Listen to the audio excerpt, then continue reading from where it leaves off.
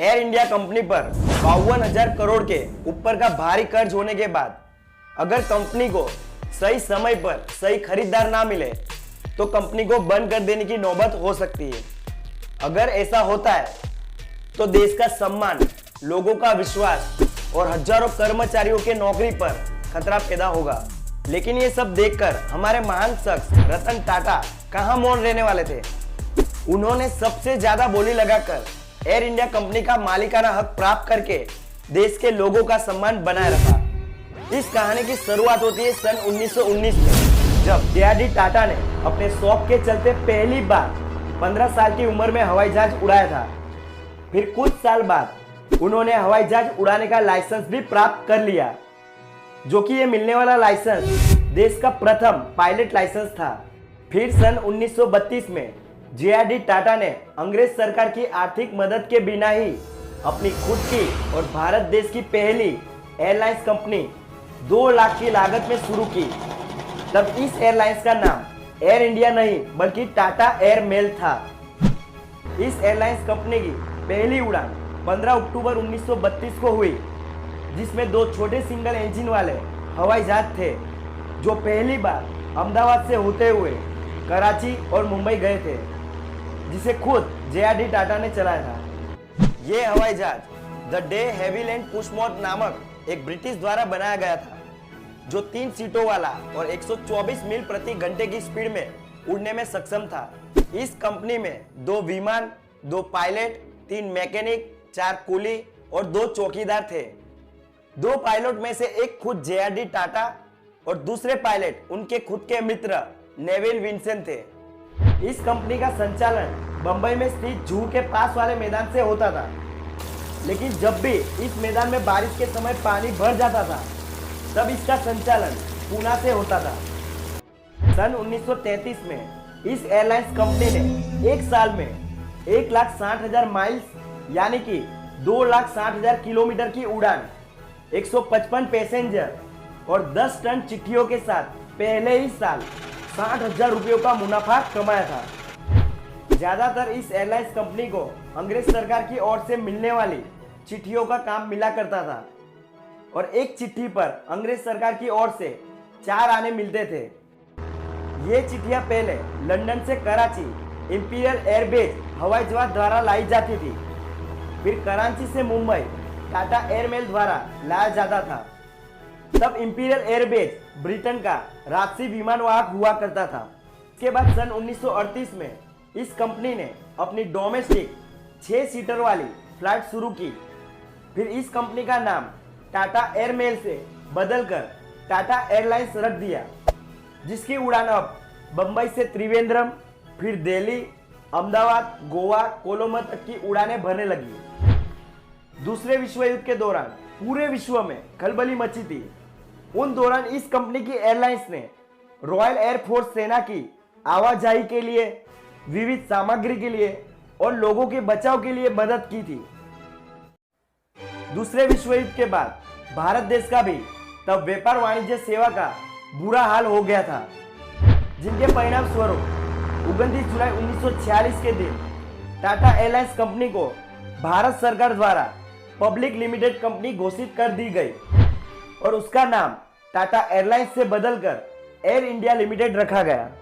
आजादी से पहले भारत देश में कुल 9 हवाई जहाज उड़ाने वाली कंपनी काम कर रही थी।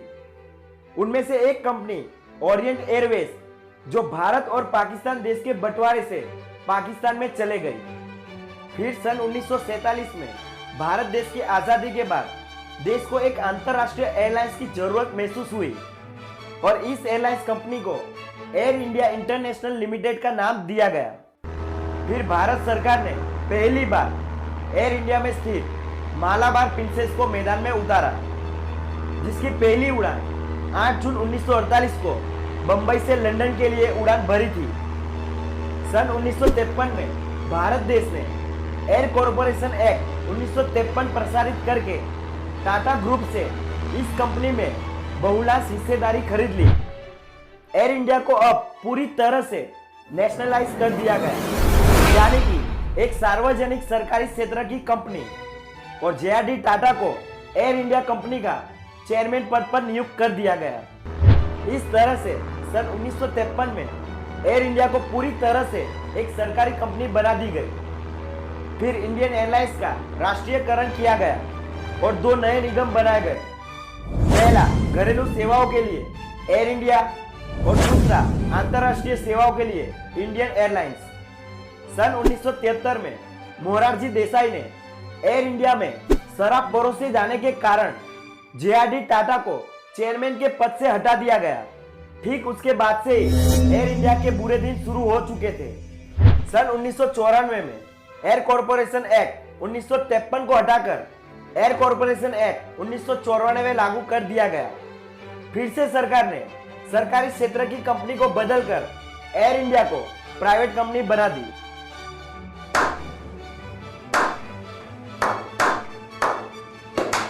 सन 2007 तक इस कंपनी को भारी नुकसानी के चलते एयर इंडिया और इंडियन एयरलाइंस को मर्ज कर देने की नौबत आई।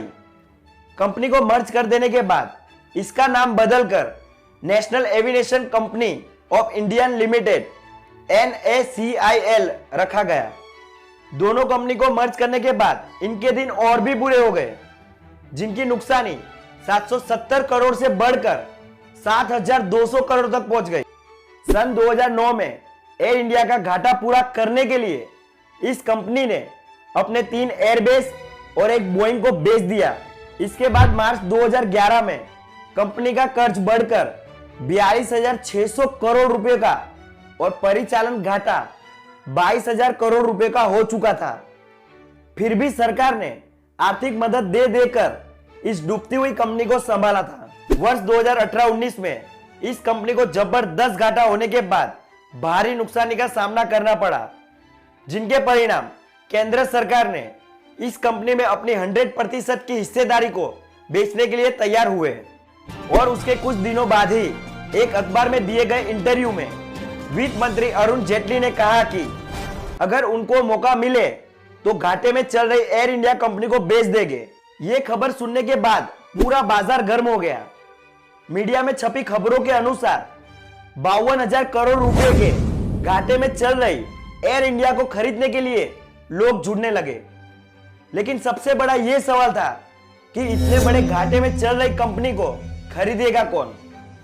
आखिरकार वो दिन आ ही गया जिसका इंतजार कई सालों से Tata Sons and Tata group करते आ रहे थे, क्योंकि जिन हाथों से इस कंपनी की शुरुआत होती है उन्हीं कंपनी से हटाकर उन्हें चेयरमैन के पद पर नियुक्त किया जाता है।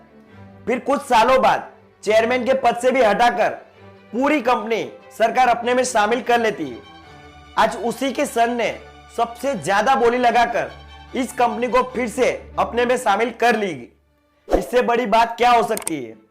मिलते हैं अगले वीडियो में। ऐसे एजुकेशनल वीडियो देखने के लिए हमारी इस YouTube चैनल को सब्सक्राइब और लाइक जरूर करें।